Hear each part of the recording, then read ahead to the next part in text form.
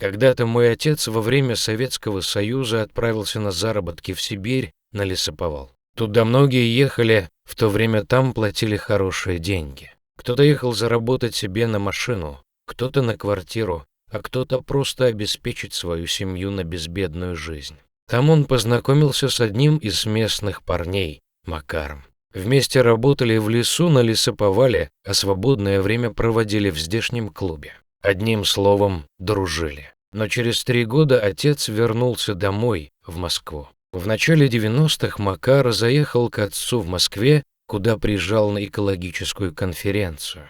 Он уже работал в Алтайском крае в управлении лесного хозяйства. Они встретились, разговорились, как жизнь, как дело. И тут отец увидел, что у Макара нет кисти правой руки, вместо нее протез в черной перчатке. Он спросил: «А что у тебя случилось с рукой?» И тогда Макар поведал ему вот такую историю про себя. «Когда ты уехал, года через 3 к нам в село приехал один из богатеньких, так называемых деловых людей. Восстановил колхоз, накупил сельхозтехники, мелкого и крупного рогатого скота, и потекла умеренная жизнь. Мы все шли к нему работать за небольшой, но стабильный заработок. Он был вредный, но все терпели его. Деваться было некуда. Как-то у него стал пропадать скот. Ну и, конечно, все это свалили на волков. «А кто же еще это может делать?» – взбешенно говорил он. Собрал народ и предложил отстреливать волков, за каждую голову обещал хорошо платить.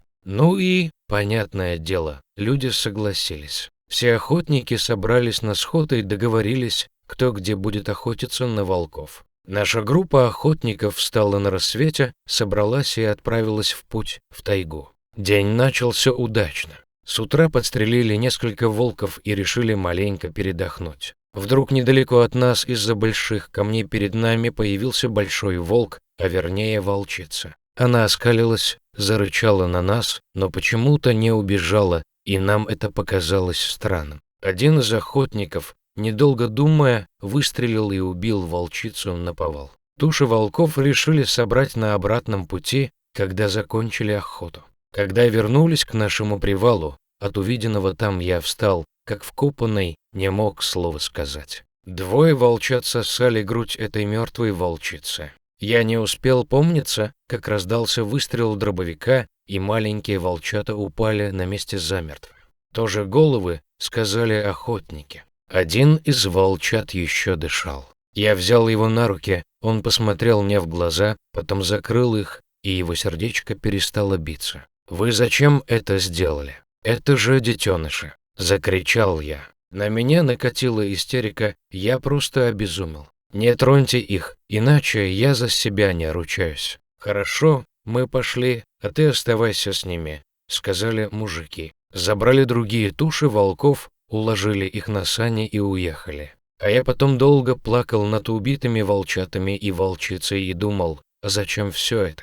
Выкопал у большого камня яму и похоронил их всех вместе. Уже начало темнеть, и я отправился домой. Прошло время, я постепенно начал забывать об этом случае. Как говорится, время лечит. Но на волчью охоту я больше не ходил. Я решил для себя, что стану егерем. Закончил институт лесного хозяйства и с тех пор работал егерем. Прошло несколько лет. Я, как всегда, отправился в обход лесных угодий. День подходил к концу, вечерело. Немного передохнув на заимке, я собрался идти домой, в поселок. И уже в пути меня застала снежная буря такой силы, что куда ни глянь, ничего не видно. Холодный ветер пронизывал до костей, ничего не оставалось, как идти домой наугад. «Иначе замерзну от переохлаждения», — подумал я. Спустя некоторое время я понял, что окончательно заблудился. Сил идти дальше не было.